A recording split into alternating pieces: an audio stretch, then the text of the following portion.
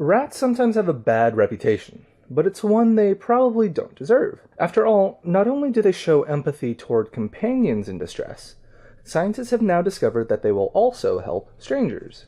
What we did was we took one rat who was always the free rat, and then we had a stable of strangers. So on each day, and we do 12 days of testing, each day the free rat saw a different trapped rat. And what we saw was that they opened for strangers just like they were cage mates. However, when these rats were tested with rats from another strain, in this case a black-caped variety, they would not help the stranger in distress. That led us to think that there might be some kind of social bias where rats will only help rats who are similar to them. And to test this question, we paired two rats of different types and housed them together. And we found that once they were housed together, those rats were willing to do anything for each other. So they were willing to help each other, even though they weren't similar to each other. To figure out whether helping behavior required familiarity with an individual or with a strain, the researchers housed albino rats with black-caped ones for 2 weeks. The albino rat was then rehoused with another albino rat before testing.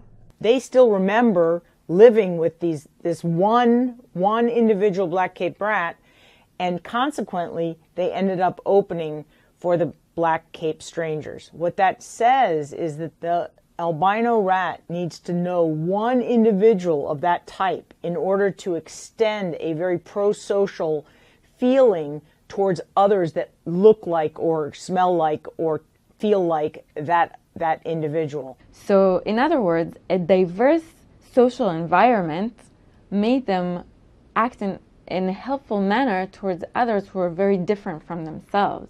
But what happens if they never meet themselves? What happens if they never have been exposed to another individual like themselves?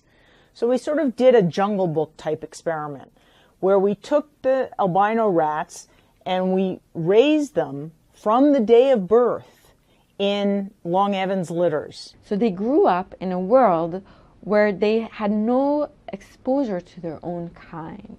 We found that rats who were raised in a different world than their own were not interested in helping rats of their own kind as adults.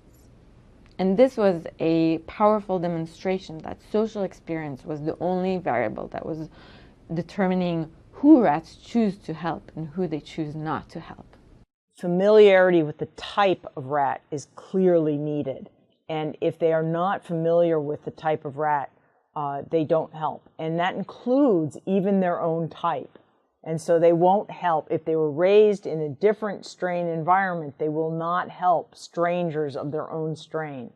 But once they've met even just one individual of a different strain, they will extend helping toward others of that strain. And that's a really powerful message, that it really only takes one individual, a connection between one individual and another individual, to open up a world, to open up a whole group to that individual.